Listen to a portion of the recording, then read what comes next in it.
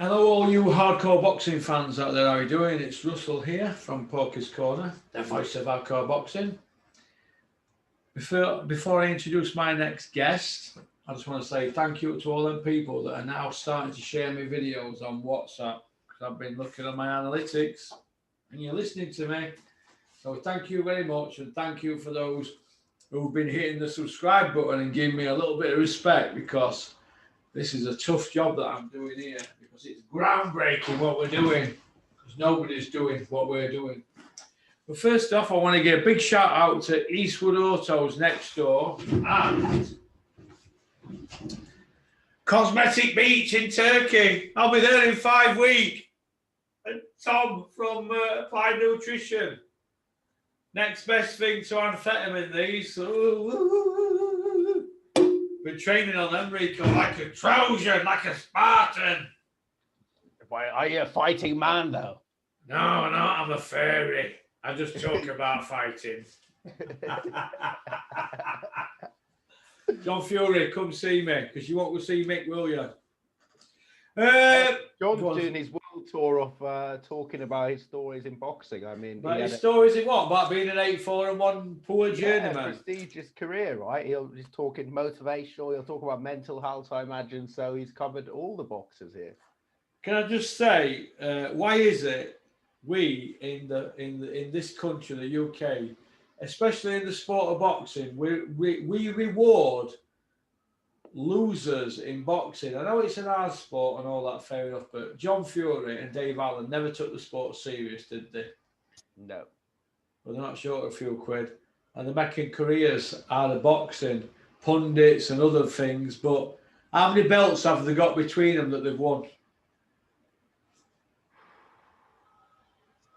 0. They've not got a belt between them. Well, I'll tell you why. It's because boxing's all about characters, isn't it? It's about storylines and characters. It's like the WWE, right? Sizzling! Got a spice! Compelling! Rough, tough, rugged. Should we crack on then? Let's crack on, Rico. What we got on the agenda for today? Let's talk about Eddie Hearn's deal with Instagram and Facebook, but I'll just cover what the deal is. So effectively, he's done this deal through another company where they'll be doing content about Eddie and some of the fighters. I imagine it's mainly about Eddie, but interestingly, he'll be sharing it on his own channels rather than Matchroom's channel. So what do you make of the deal? Right. Well, this is what I've heard, because I spoke to various people this morning and last night. Eddie's going to get up in the morning and it's going to be like a video that they did on IFL years ago. 10 years ago. A day in the life of Eddie Hearn. They're going to film Eddie Hearn having his breakfast, talking about his schedule for today. This is how big mouth he is. Everybody knows his business. Talking about his schedule for today. Oh, Eddie's having avocado on toast for his breakfast. He's going for healthy option. It's going to be about Eddie. Eddie making deals on the phone with other promoters. I mean, who wants to be on phone to Eddie Hearn now? Who's going to trust him if you're going to be filming it? Who's going to want to be filmed by Eddie Hearn? And is it going to be authentic? Do they know they're going to be filmed? And all this blah, blah, blah. There's going to be an element of trust that ain't going to be there. He's making it about him. I don't see any interviews from Joshua Boazzi. All I see is Eddie Hearn pushing himself to the front. He can't fight. He can't play cricket. He can't play snooker. What does he do? He just works his mouth all day and manipulates everybody. That's all he does. And now it's all about Eddie. I hope he ends up at food banks on Dole. I don't know what to say, really. I mean, it's been coming for a long time, but when this next bunch of fighters have all had the brains scrambled, Eddie will just be on to the next bunch. And have you noticed out of this last bunch that he's getting rid of now, none of them are his mates? Do you remember Kel Brook? Kel, I know you're watching. I remember you when you were like, me and Eddie are mates. We're mates. Me and Eddie are like that. Fought fans. Eddie, love Eddie. Hashtag we love Eddie. Team Eddie. You're not saying that now, are you, Kel? Everybody around Kel were like, listen, these people, once they're done with you, Kel, they move on to the next people. You don't believe me? Go and look at other people who've been successful at Matchroom and moved on. This man don't do mates. He does money and fame. Now, who's going to want Darren Barker sticking a camera in your face all day? Who'd want that? Eddie would want that, wouldn't he? He's the only one that could put up with it. Oh, you know what? We're going to have a camera all day. We're going to have Bellew calling him, and Bellew's going to insert himself in there somehow, some way. He'll drive down from Liverpool. But I'll give you, I had a chat with Terry about this, but I'll give you sort of a few takes why I have on this. Well, I think this is Eddie's second career. He's prepping for that. So what he's effectively doing is he's trying to show that he's this great man to deal with, the man behind the scenes, so that he can move on to sports management, talent management, music events. And I think part of it is because if you look at Wasserman, now that they've come in boxing, right? They are effectively a manager promoter, right?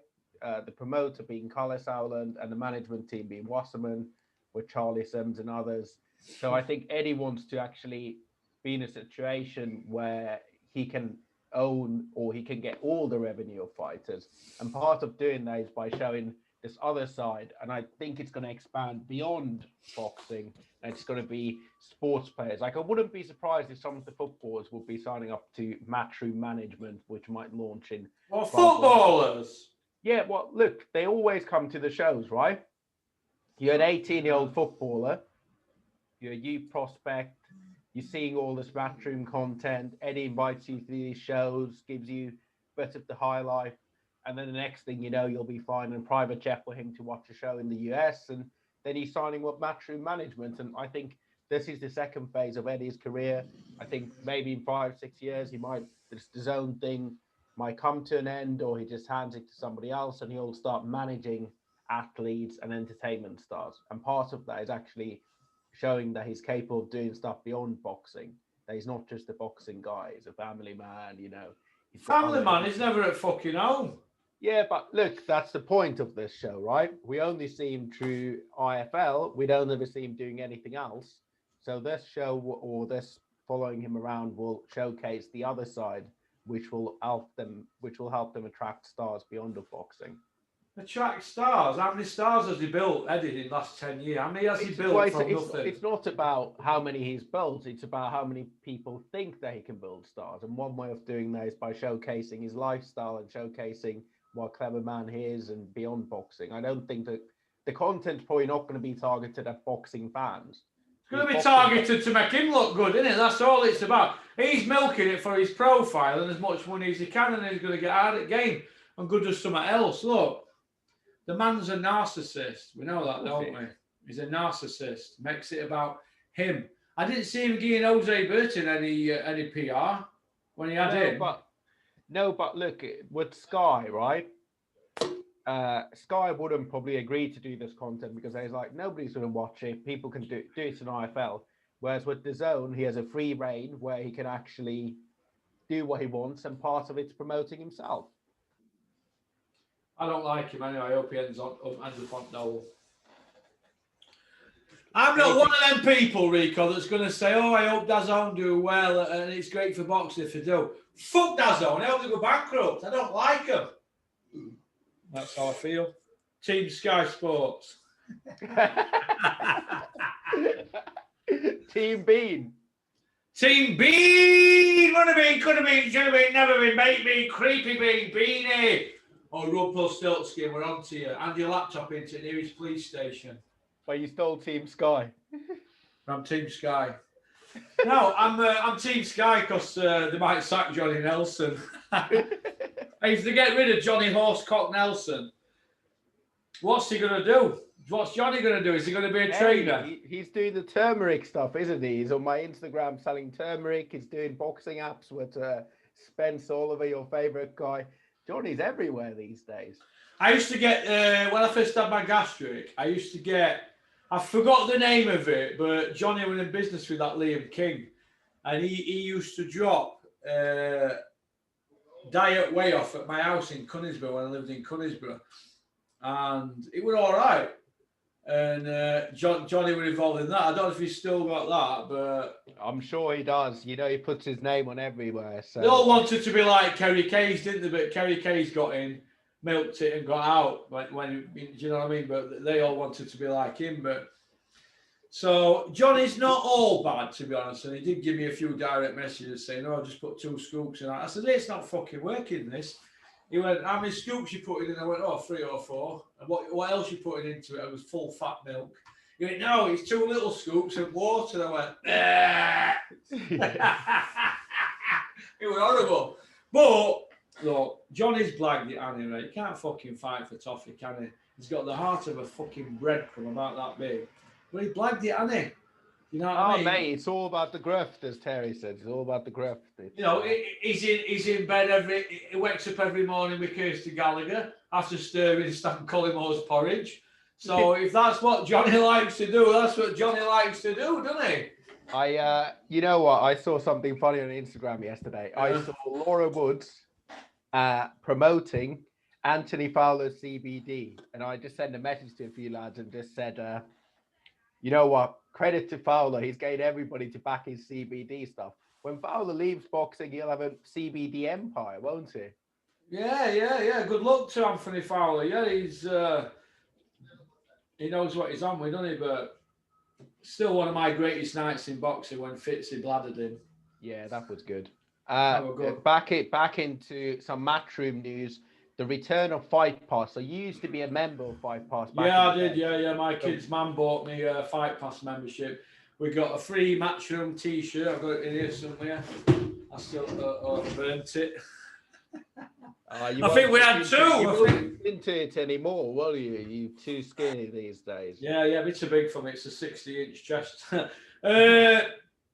Yeah, we got, I think he did 2 shows on Facebook and we got a free T-shirt and blah, blah. We had about 13,000 people paying £30 a year, didn't it?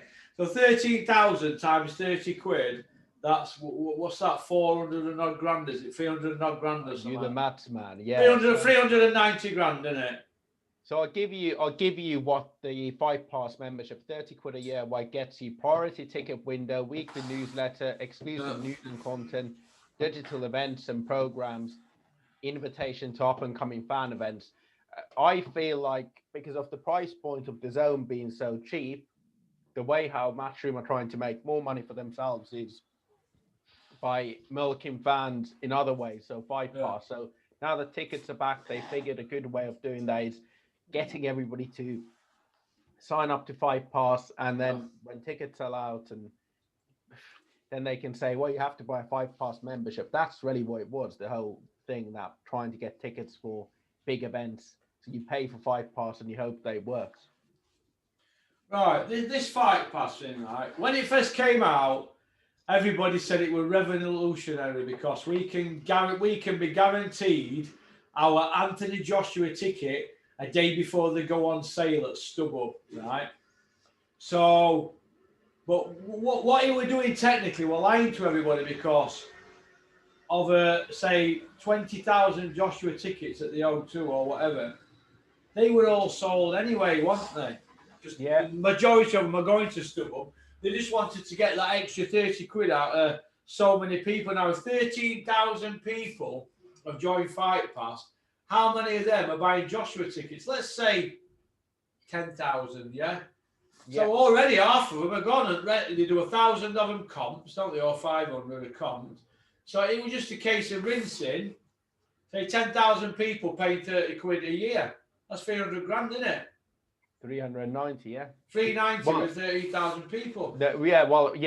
I think what you said, 13,000. So yeah. Originally with 13,000, they were bragging off about one on one as well. We've got 13,000 people. Now, if Joshua's selling so many tickets at Wembley, you've got 13,000 fanatics, aren't you? They are fanatics. That might be 3,000 people in a group, 3,000 groups of 4, people. Yeah. They are your fanatics. They're your diehards. Now, them 13,000 are the types that you see walking around Meadow Hall in AJ boxing T-shirts. I've seen them the other day. Look at them weirdos over there. Utter fucking weirdos. Look at them walking around in AJ boxing T-shirts when they could do that. When really they should be walking around with a Dennis Hobson white collar boxing T-shirt, shouldn't they? Because that's where it's at. Isn't that right, Dennis? White collar boxing in car parks is where it's at. Oh. Well, I don't really understand, the return of Fight Pass, exclusive content stuff. I'm not going to be paying 30 quid a year to get more Matchroom content that I can get on DAZN and, on their YouTube channel. But anyways, we'll talk about the news of the day, which is Fury Wilder 3 has been confirmed for, is it October the 9th?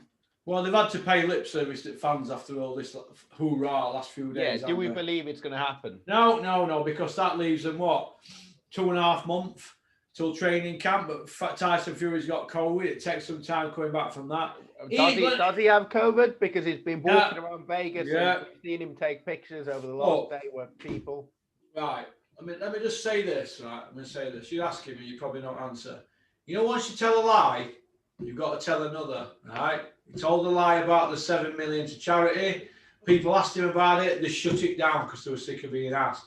Coogan, I don't want to ask him that, Eddie. Eddie, you better ask him that. He knew he had to ask him. So Coogan braved it and asked it. Fury shut him down. To do such a beautiful thing like that, why would you shut somebody down? Because it didn't happen. Right. I don't believe that. I don't believe the mental health story.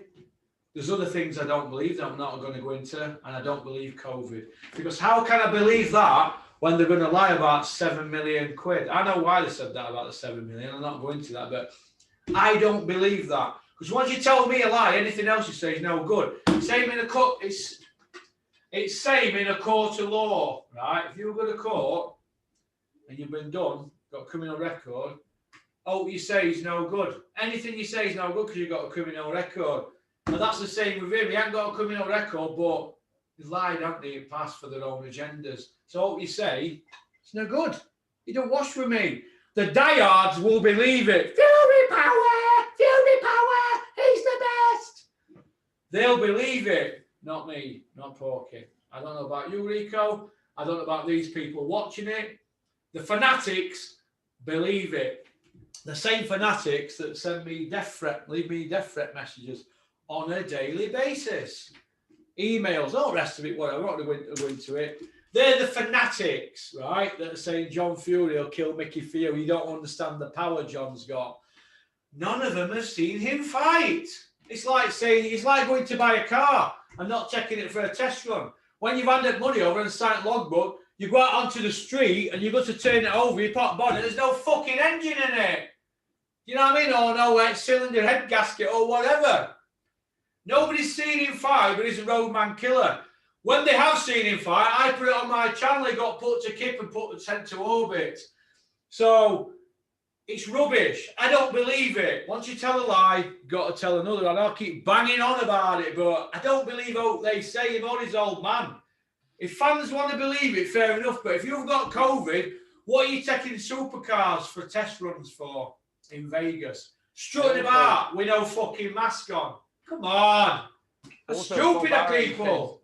Bob Arum says that he didn't have COVID.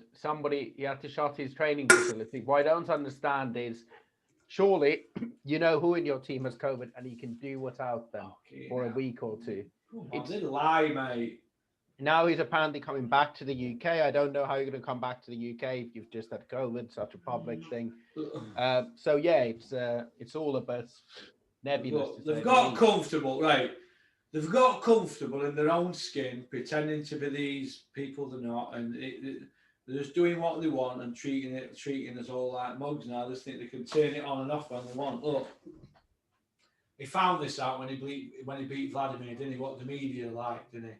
Well, let me tell you, the media, there's certain people in media, your big people, they're waiting for him to slip up again, and they're giving them enough rope to it. Look, you give these enough rope, they hang themselves, don't they? They're hanging themselves in front of fans. They messed Joshua about, didn't they? And now this bullshit. It's just bullshit, mate. It's lie after lie after lie. What to hear it, mate?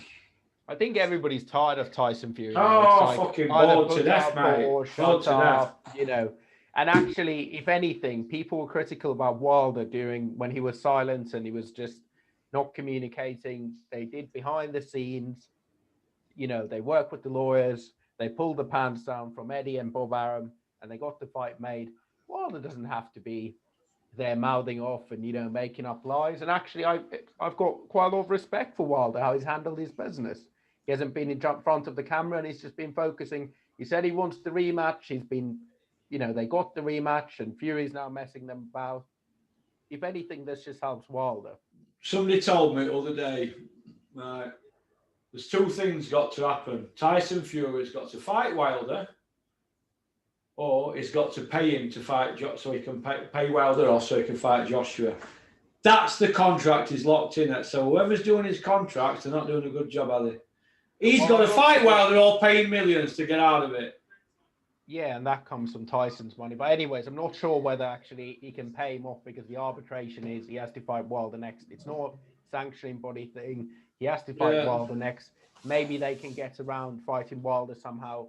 But then you need Joshua to agree to guarantees that he might not want to agree to. So it's a mess, and I wouldn't be surprised if Fury just retired. What about his father, old Turn Up, come out yesterday? Turn Up, I'll tell you the parts. Old Turn Up yesterday on Boxing Social said, yeah, they went out sparring in America. They didn't do no sparring. They went partying. Well, when he's supposed to be in camp, they went partying, pina colada and all that and whatever. Look, he's probably tired of being the person that he's not. He's trying to be somebody he ain't. He just wants to revert back. Terry said that in his book, Beyond Boxing podcast. It's hard to be, I think, quoting Terry's words, not verbatim, but something around, it's hard to pretend to be somebody you're not for so many years. And I think it's all catching up for him. That's why he's in Vegas. He doesn't want to be near the UK media. He just wants to be in isolation. He can be whoever he wants to be out there. He probably don't want to be near his old man because wherever he goes, he's got his old man there in tow and he's drowning everybody out, beating drum. He probably wants to escape from him. Wouldn't you? Of course I won't want him around me. I don't like him. I don't like liars, mate, bullshitters. I've got no time for them. I drop them like, I get messed about, they drop, blocked. I block them or I just fuck them off. I ain't got time for negativity no more in my life.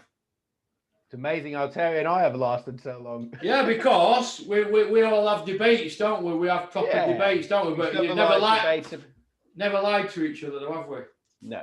There you go. Exactly.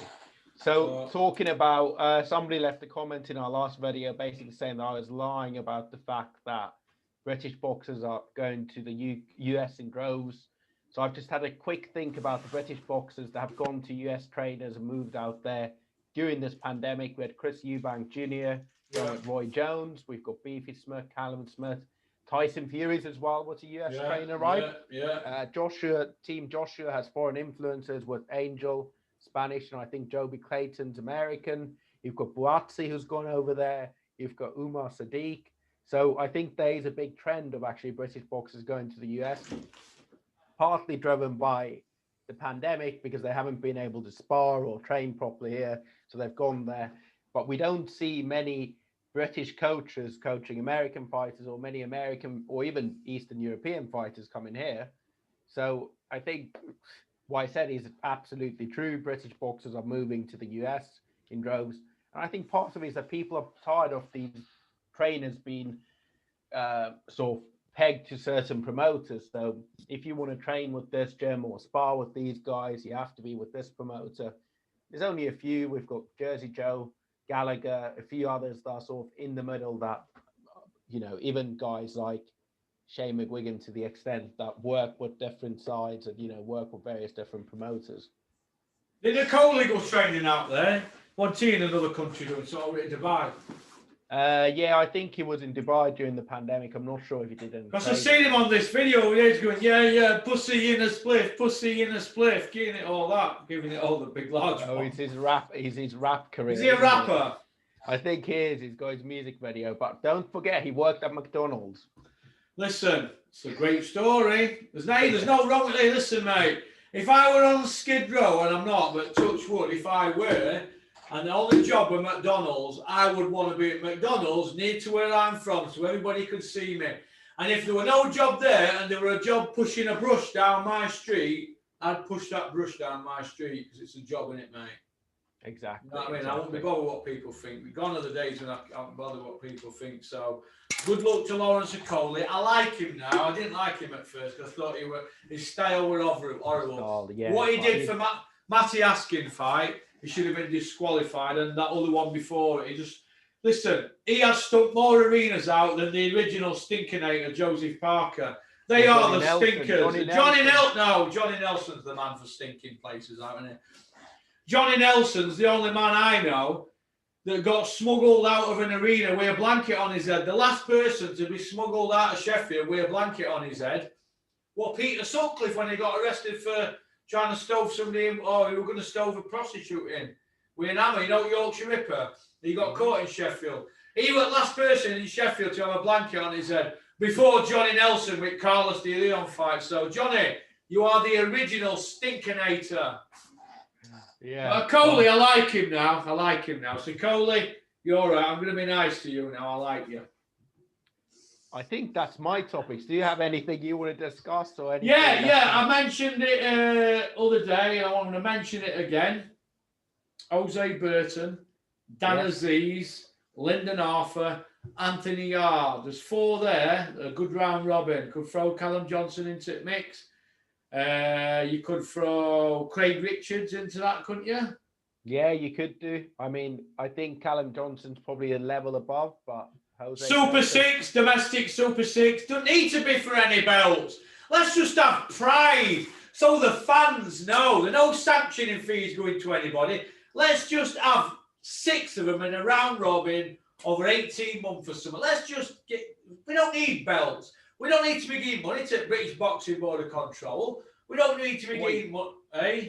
You'd still have, like, if you look at what Lyndon Arthur has, he has some fringe WBO title. I'm sure you'd get the Commonwealth and British. So you could good fighter, mate. He's a good fighter. I'd add Anthony Yard into that mix. He'd be good. Shakan Peters as well. Shakan Peters. Who manages him? Is it Hennessy? But I'm not sure. But I think it's your mate that manages him. Shook Knight. The man that ran at Wembley.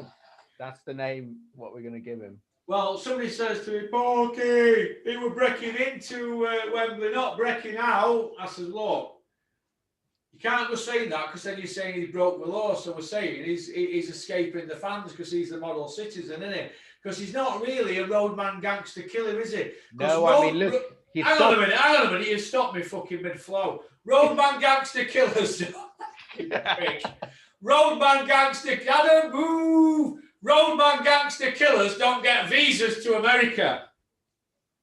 Yeah, that is true. I mean, look, he saved the Josh Taylor Ramirez fight. He stopped the terrorist on a plane who got through the Saudi borders. Wesley Snipes. He's the man that saved so many events. So yeah. What about that fucking Wade? He stopped them all kicking off. If it hadn't been for him, pay-per-view would have collapsed. I know. And then he's in Josh Taylor's room giving tactics what to do in the fight. Yeah, you do that. You don't triple your jab and draw them in, set traps. I've seen it all, mate. I've seen it all. He is Johnny on the spot. D. White is a legend in his own head. I think, Jose Burton, he's only 32. He just beat Liam Conroy, so I think him against Dan Aziz will be a great fight, or Craig Richards. Yeah. I like Jose Burton. I like him. You know what? You can never say a fight is unlucky when they lose, but against Frank Buglioni all those years ago, he got stopped in the 12th round and he just got caught. But his career would be so different if he would have won that fight. He's with MTK, isn't he? Or is he? Who is? Jose Burton. Yeah, he's with MTK. Trains with Joe Gallagher. Yeah, so you have Dan Aziz, he's MTK. So I think these fights can be made, and they can be made without Eddie's involvement, so that makes it even a bit that much sweeter. Hey, listen, who says that everything has to go through fucking Eddie Hills, the 4-0 Iceman? I know, but free by way of. Nothing happens with Eddie. Look at the super middleweight division. John Ryder is there. We had Callum Smith as well. We had Danny Jacobs, all these guys there on the zone and Matchroom stable, yet hardly any of them fought against each other. Yeah, another thing as well, right? How many of them did Eddie have from day one? Callum Smith, I think. Yeah, but he's from EIS, so we don't count that, do we? But that's different. But look, already a star, aren't they, when you're from there? Well, he had Callum Smith, Billy Joe Saunders, Danny Jacobs, John Ryder. Who else? So that's 4 guys there. Then what happened is Canelo came in and they were all sort of put against Canelo matchups that they couldn't win to keep Canelo happy. So he basically destroyed those good matchups because Billy Joe Saunders should have fought against Jacobs before then. And he has Triple G as well to an extent, or they working together. So none of these guys, so Billy Joe Saunders hopped over from Frank to face Triple G and Canelo. He got the Canelo fight, but what about the Triple G fight? What about Triple G against some of these guys? Yeah, what about Triple G against Billy Joe? I mean, Eddie's had Billy Joe a few years, not done out with Triple G, has he? No, Triple G hasn't been particularly active. What about the rumour doing the rounds that Cougar Cassius knew that Beefy Smith and Callum Smith were leaving Joe Gallagher and decided not to give Joe a heads up? What about that? Have we been working with somebody for 10 years and had access to his gym and all that? And what do you think to that? Without blowing our own trumpet, I think we're quite good at predicting stuff on this channel. And I was always the one that said that when Callum Smith signed with Paul Reddy, he'd probably end up leaving Joe Gallagher. Yeah, you did say that, yeah. And this is what happens is, Coogan's there for Eddie, right? Paul Reddy is an Eddie man in many ways. So this is the problem, is that Coogan's interests lie with Eddie. They don't lie with Joe Gallagher. Jersey Joe Gallagher. They don't lie with a lot of other people. And it's a shame. I don't think it's necessarily his place to do, if he's been brought into somebody's confidence with this information, but also it doesn't reflect particularly well on him, and he can't pretend to be chummy and, helping these trainers. We all know he effectively works for Eddie, right? Right, let me just say this. Paul Reddy, you're a prick, I don't like you. Let me tell you this, if you step out of line, I will be watching from afar and I will fucking rinse you. But so far, he's somebody who works in the shadows, that Paul Reddy, isn't it? But if anybody's got any filth on him, let me know and I will rinse him. Big shout out to Tom from Applied Nutrition. Go on, Tom. Yeah, go on, What else do we want to cover today? I want to cover who's going to be the next big star from the UK, the next big one to come through, the next Anthony Joshua, the next Carl Froch, the next Josh Whale. Who's going to be next big star?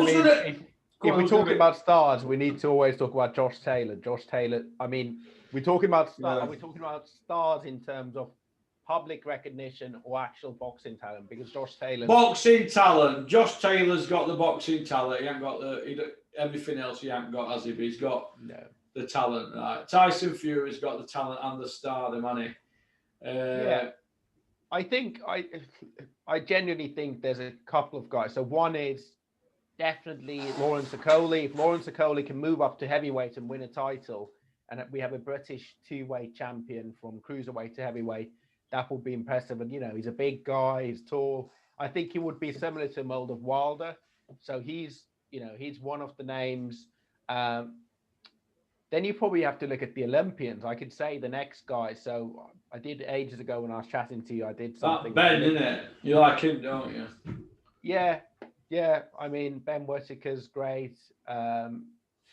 Just a great boxer, from what I've seen. But it's really hard to predict with these Olympians. But I remember doing some analysis for you a while ago where we looked at the top 50 UK boxers, and I think it was only Dennis McCann and somebody else that were under the age of 26. We have quite an aging crop and not many good young fighters coming through. I'd say probably Lawrence Okoli is the one to watch out for, because he's also in a position where he's actually able to do that, because he's won the cruiserweight title. If he unifies and moves up to heavyweight and wins a title, that will be quite special. What do you think about the next big star to come from the UK that's not from the EIS and is a female? Well, look, I think female boxing in general, the recognition isn't there that it should be. I'd probably have to say Savannah Marshall is still under-recognized as how good she is. No, Rico, you didn't listen to the question. No, not from the EIS. Oh, yeah. You're not from the EIS. Who's the next big female star not from the EIS? Maybe Chantal Cameron if she faces somebody. She's from there, though, isn't she? Well, maybe you're right. You know what? Female boxers, my knowledge is quite limited. I could think about Rachel Ball. That's not from the EIS. Rihanna Dixon, they're saying. I've never seen her fight, so. I have. I saw her spar Natasha Jonas day before. Very good. Very good, yeah. Very good, yeah. Who's she with? Crawler trains her. Yeah, I'm just trying to dig up. Alt Jim were watching. She's very good. She's very, very, very good and very dedicated. She's only young as well. I think she's got a great story. She's a chemist. Yeah. Is she the one that works for the NHS, done something for them? Yeah, blonde-haired girl. She's a nice personality, really quiet, but she can fight for fun.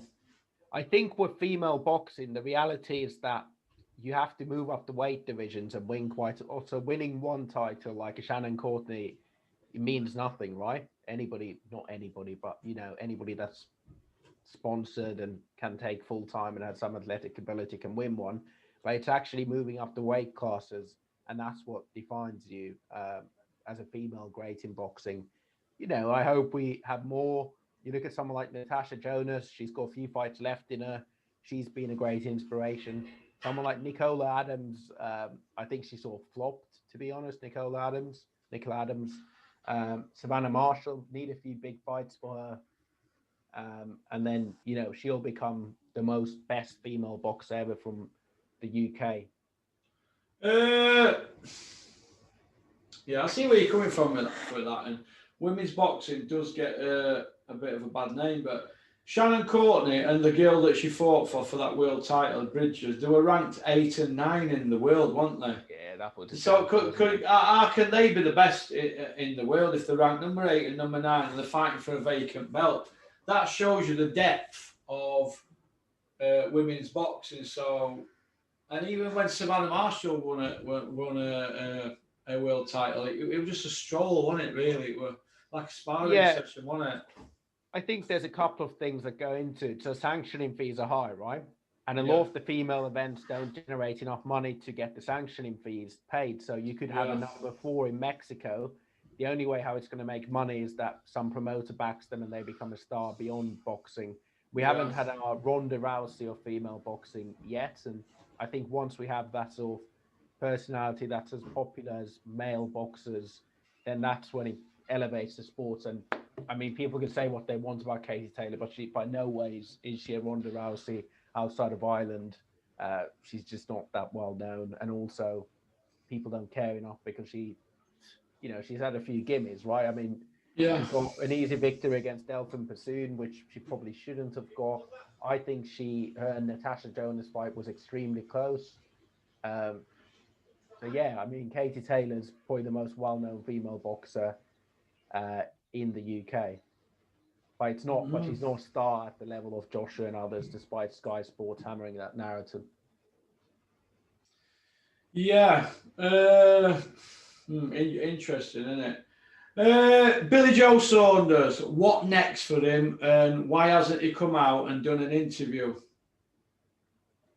I don't think he wants to be asked the tough questions, and also, what next for him? I think it's retirement. I don't think it's because he probably doesn't have the motivation, if I'm being honest. Yeah.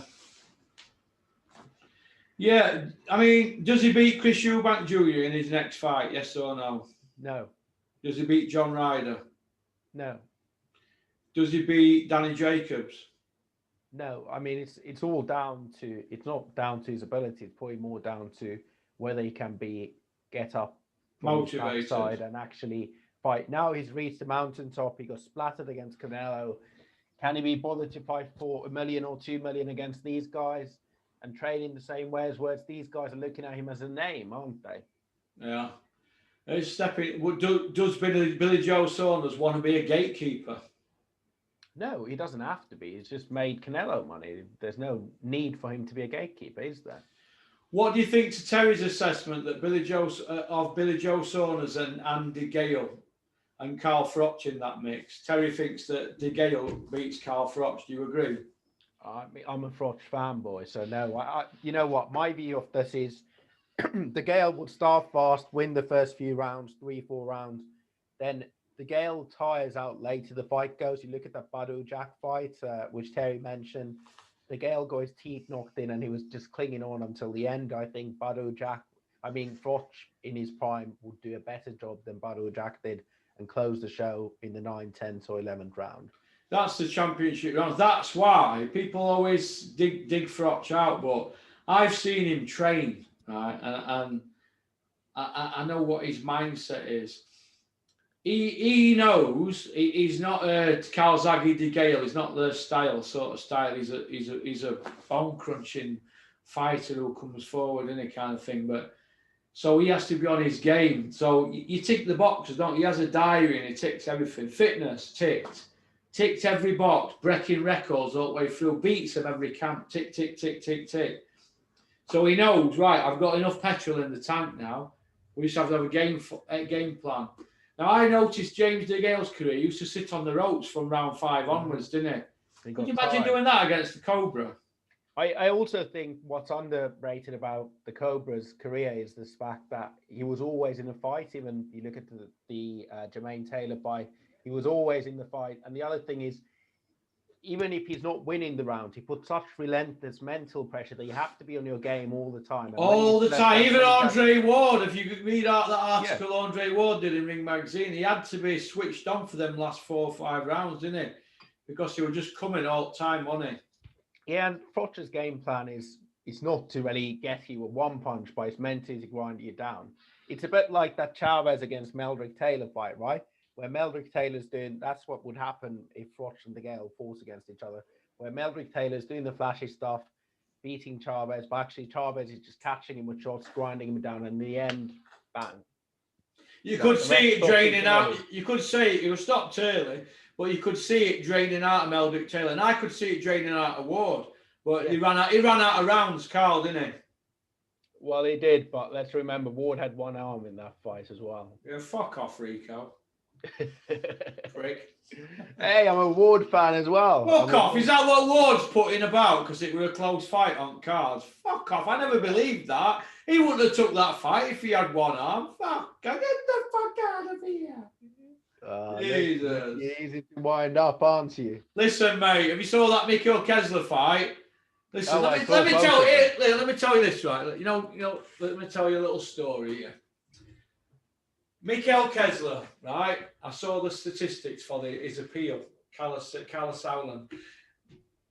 Mikhail Kessler, Andre Ward held Mikhail Kessler 8.1 times per round, right? And each time he held him, it was between 9 and 12 seconds. Now, if you're holding somebody for 1 minute 58 seconds of the fucking round, it only leaves you 1 minute 2 seconds to fight. Of the 1 minute 2 seconds left, Andre Ward's running the fucking clock down 40 seconds. So what does that leave? 22 seconds to fight. If he's got a couple of jabs in on you, he stays out of way, out of range. He's like Kid Galahad. That to me ain't fucking fighting. That's fucking coward. Gamesmanship. It's fuck off, man. I don't pay. Listen.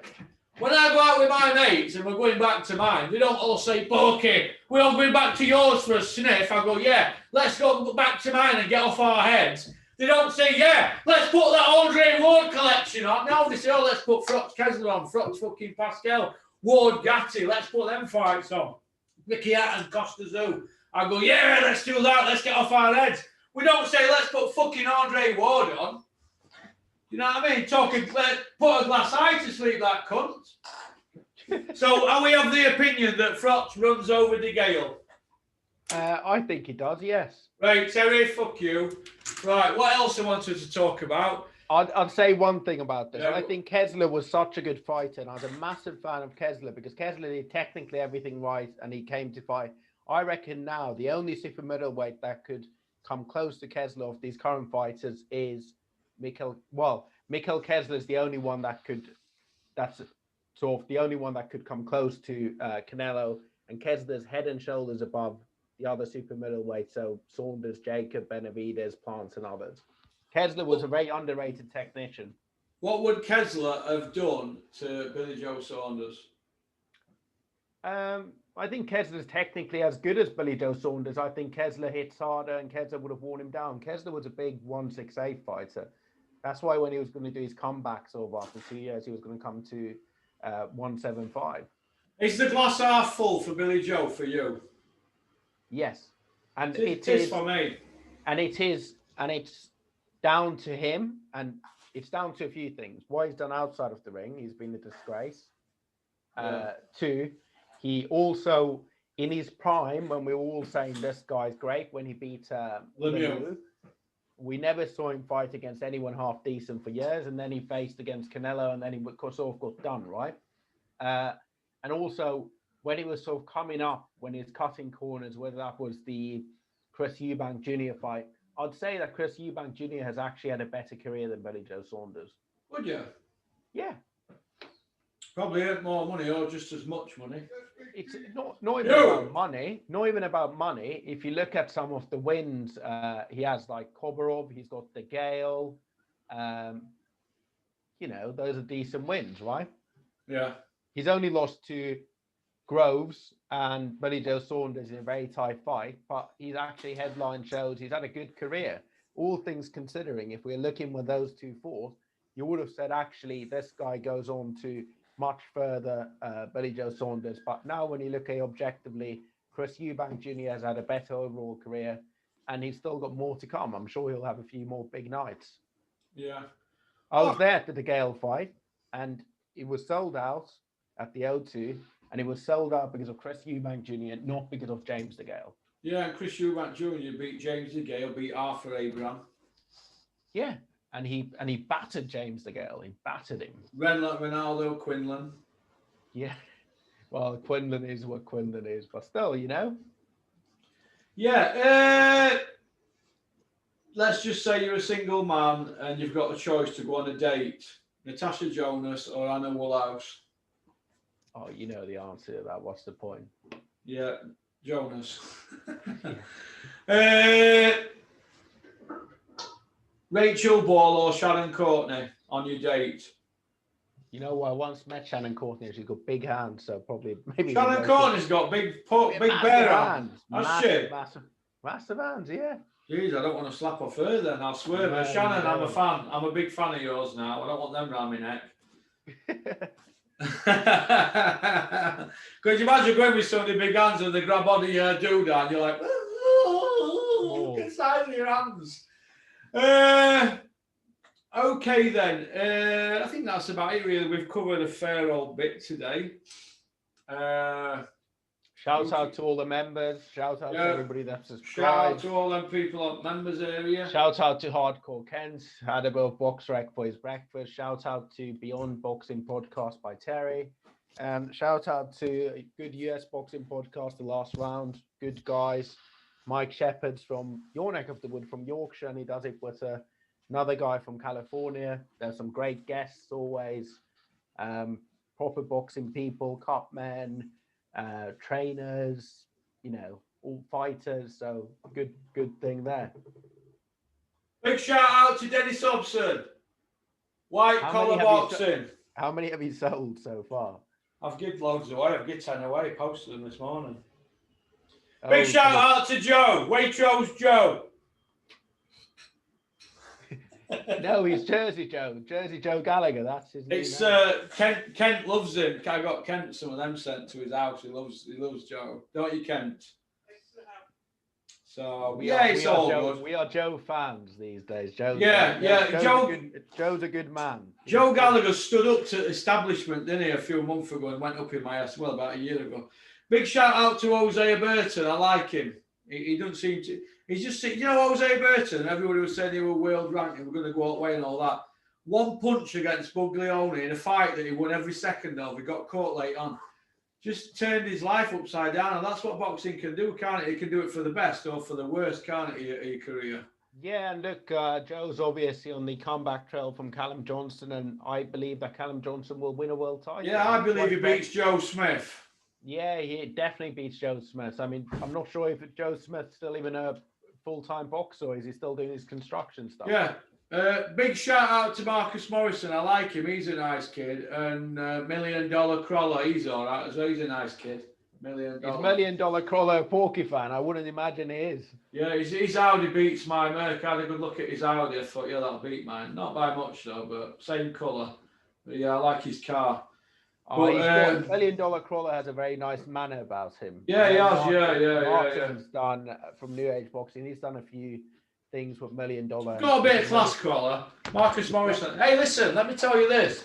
There's no divas in Joe's gym, you know. I didn't see any divas. I've been to a lot of gyms over the years, seen a few divas, and it reminded me of going in Mick Wales' gym. There's nobody in there with a chip on the shoulder, no rotten apples, do you know what I mean? Which is what I like. And that's down to tolerate that, would he? That's down to experience from Joe. So, well, and Joe's, you know what? Joe's well schooled as a trainer. You've got to give it to Joe, right? 6 a.m. till midnight, he's on it. So it's an 18-hour day for him, mate. He lives it. You know, he's not like me. I'm an 8-hour man, but then I go home and I've got another 8. So yeah, I suppose. But he's at it 6 till midnight. Only British trainer ever to win the Ring Magazine Trainer of the Year. That's correct, right? Most decorated trainer in country from these shores. So he knows his onions, doesn't he? No, and you know what? He's adapted and evolved his style for his fighters, and you know, second comings there. Should we give a big shout out to the legendary Chris Smedley from King's Boxing Gym, Retford Road at Woodhouse, Sheffield, S9? Yeah, shout out Chris Smedley. Hope you're well. He's got a kid. He's got a kid that SYPS are backing. Quinn Ahmed. Yeah, the Quinn Ahmed. I've got a photo of him in there somewhere. Quinn Ahmed. He's SYPS are backing him. He's going to do a year in amateurs. They're just backing him with shorts and a dressing gown. With a view to doing something when he turns pro. I've got him in.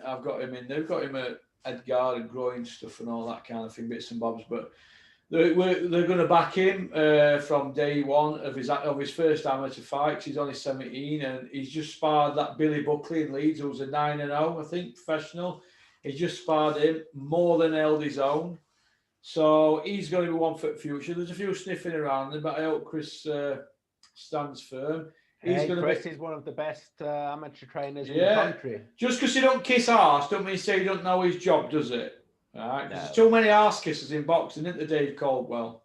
Who want to promote yourself. Want to give a shout out to Killer Cam making his comeback. Liam Cameron down to 15 stone. Good. Looking forward to seeing you, mate. Looking forward to seeing Liam doing the business. I'll even come up there to watch you fight, mate. Yeah, I will. Bunny Johnson at Sheffield doing personal training. Good luck to Bunny. Go on, lad. Bunny. Bunny, lad. 50 pull-ups with legs up like that. He's like a monkey. So 59-year-old like that. One-arm pull-ups. Hey, Porky, as a super middleweight, I'm sure you could do that now. Listen, mate, 13 and a half stone. Got guns on me, kid. I've got a stone to go, or 16 pounds to go, I think, till I can get my band loose, and then that's it. They said it'd be 10 years, you know, and I've done it in 8.5, so, and I'm still not there, so maybe it might be 10. It's not coming off as quick as it were, because there's not much to come off now, is there? No. When I first started off, did I tell you what happened before I went for operation? She goes, yeah, you need to lose a stone in 10 days before op. I said, well, why do I need to do that when I'm paying you for op? She goes, oh, no, we can do it, but it'll hurt you. So if you lose a stone quickly, over 10 days, it won't hurt when you have it op. I said, well, I'll not feel no. Well, they're on anaesthetic. She said, no, when you come round, you will. So I thought, ooh. So she says to me, what I want you to do, 8 o'clock in the morning, 1 o'clock in the afternoon, 6 o'clock at night. Every 5 hours, have a pint of full fat milk and an Activita yogurt. And that's all you can have for a week. I went, oh, okay, or 10 days, something like that. So I had this for this week, 10 days. Anyway, I jumped on scales and lost over a stone. I went, here, can you have me $7 grand back? She went, oh, no, you can't. You've paid now. She said, you'll put that on quick if you don't, stick to it. So I went, all right. So I went and that off. Didn't feel a thing. And obviously, I never looked back ever. But what I had my band set up was slowly. But there were a kid same height as me, similar weight. Lost his all in a year or a year and a half. We went up for our 2-year check-up, because that's when, after 2 years, you can't have your band altered because your warranty runs out. You've got to pay 500 quid. So we're waiting. I was, I recognise you. He goes, I recognise you. He went, you won't recognise me all this, will you? Pull this T-shirt, mate.